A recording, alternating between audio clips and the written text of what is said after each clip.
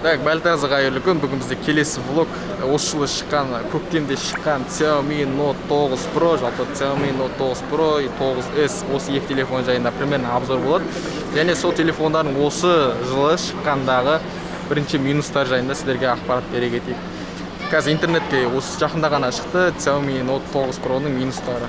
Бірінші минусы сразу менсін келсек, айтпақшы. Әріге жалғастырмастан лайк басып кетейік. Лайк деген не? Ол бізге мотивация береді. Сонымен мынаның минустары. Бірінші кезекте мынаның минусы осы жылы шыққан интернетте. Мына артындағы камерасына, камераға не толып қалады екен? Мусор толып қалады. Примерно экранға шығады. Осындай жаңалықтар бар. Рас өтірігі жайында толық ақпарат жоқ. И ол бүкіл смартфондарда бар дегенге де оған точно не жоқ.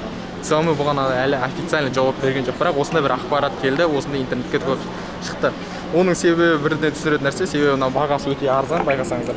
И оған бағасы өте арзан, бірақ характеристикасы өте мықты. Бірақ арзан болуының себебі не деп? Себебі конструкцияда, жалпы құрастыру барысында өте арзан нелер қолданғандықтан, бағана құрал-жабдықтар, материалдар қолданғандықтан, содан кейін арзан болуы мүмкін деп жатыр. Содан кейін бар осы жерде камерасына осы жерге мусор толып қалған себебі содан деп ойлаймын. Бірақ мынаның характеристикасын естіген кезде бәрі кәдімгі шок алды. Шок алғанда қалай? Базар жоқ, арзан баға сондай нәрсе бар. Себебі не үшін? Бірінші кезінде процессоры Snapdragon 9 Pro-ңкіде, 9 Pro-ңкіде и 9s-ңкіде Snapdragon 720G. Ең екеуінің разницасы мынада, короче. Азуы 4 гигабайт, 9s-ның азуы 4 гигабайт, мегапиксель 48 мегапиксель камерасының. Ал мынаныңкі 64 мегапиксель и азуы 6 гигабайт. 9 Pro. Бірақ сыртынан қараған кезде бейіне қараңыз, даже қараңыз. Примерно экран, атын қараңыз. Бірдей. Примерно мынандай. А мынаныңкі де тоже. Байқадыңыздар ма? Примерно особо былай екеуінде разница жоқ, тек қана екеуінің ішіндегі характеристикасын біледі. Біреуінде 48 мегапиксель, біреуінде 64. Біреуінде азуы 4, екіншісінде азуы 6 гигабайт.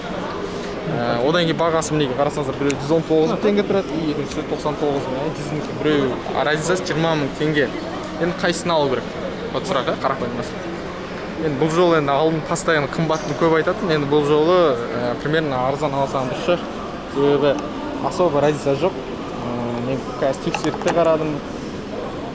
Ішінде бүйтіп ашқан кезде даже батарейкаларды бірдей, мысалы 5000 мАч, қателеспесем. Күш батарейкалар 5000 мАч болу керек. Примерно екеуінің батарейкасы сонда 5000 мАч, и вот достойно бір күнге смело жетеді деген сөз ғой. И одан кейін мінекей ішінде мінекей қарайық, қанша уақытта кіреді мына ойынға.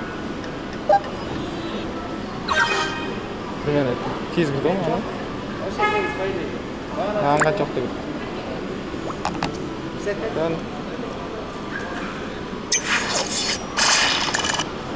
Тез кіріп отыр, мынаны көрдік.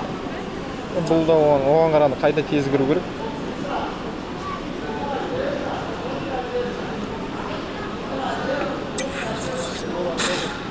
Особо разница жоқ, короче. Екеуі қайсы тез кіреді, қайсы жай кіреді дегенге особо разница жоқ. Ал камерасын қарайтын болсақ та примерно мінекей мынандай. Видео, фото, видео замедленный, ночной съемка бар, панорама бар. Не керек? Сіздердің қалауларыңыз мобилографтарға, соның бәрі бар. Ночной съемка, панорама, профи. Үшін камера, видео, замедленно. Неточный. Примерно по-любому мына екеуін салыстырғанда камерасына мынада сәл жақсылау екен, мынада сәл төмендеу екен. Себебі очевидно, себебі анық. Біреу планы 64 деді, біреу 48. Енді сәл қымбаттың сәл жүргенше, бірақ особо екеуінде разница жоқ. Сондықтан да лучше ақшаңыз үнемдеп мынаны алсаңыздар. Себебі бұнымен жұмыс істеймін, не істеймін деп отқан жоқсыздар, дұрыс па? Просто ойын ойнап, ары-бері тірлік істеп, профессионально, кәсіби түрде айналысайын деп отқанда. Сондықтан да лучше мынаны алсаңыз, чем мынаны қарағанда. И екеуінде де особо разница жоқ. Дизайнда да неге қарасаңыздар. Енді бәрі оның ішіндегі, мысалы, телефонның көпшілік адам бәрі қолданатын нәрсе ішінде тек қана Instagram үшін қолданатын, социальный сеттер үшін. И тек қана ойын ойнайды, суретке түседі. Еще ішіне қалған анау музыка тыңдайды азыр. Қалған ішінде бір функционал анау мынау деген нәрсені ешқайсы қолданбайды. Сондықтан да лучше не істейміз? 9S аласаңыздар, мен айтарым сол. Енді блог пайдалы болған шығар достар. Сондықтан да достарыңыз таратыңыздар. Xiaomi алам деп жүрген минустарын да басында айттық, ана шаң кетіп кетеді деген. Плюсын да айттық, екеуінің ішінен қайсысын алу керектігін айттық. Примерно сіздерге пайдалы болған болса, не істейміз? Досымызға таратамыз, лайк басамыз и коммент жазамыз. Келесіде қандай видео шыққан қалайсыздар. И біз оны қараймыз да, примерно сіздерге бір үлкен алғысымызды айтамыз, и соған байланысты влог шығаратын боламыз. Енді сол айтудан жалықпаймыз. Бірге жетейік енді. Үлкен белестер бар, үлкен мақсаттар бар, бірге мына жақта Samsung-тіктер бар. Соны жетіп, үлкен видео шығарып, үлкен нелер шығарып, не дейміз, бір нәрсе көп қайталап кеттім бе? Өзім қобал шығарып салады дейсіз, біз сұлпақ дейіп шығамыз да, и арғалда шығып жүре береміз.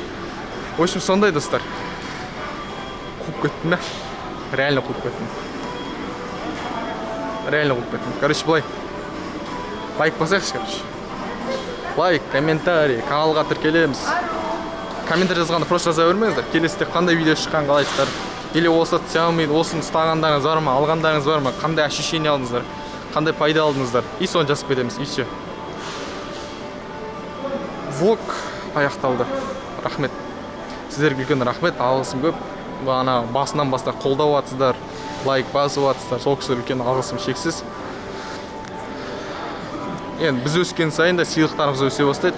10 мыңға тек алдыңғыдай тағы бір рет сыйлықтар ататын боламыз. Все, давайте, рахмет. Ана жақта охраналар, короче, бізді қазір ұстайды. Хоп,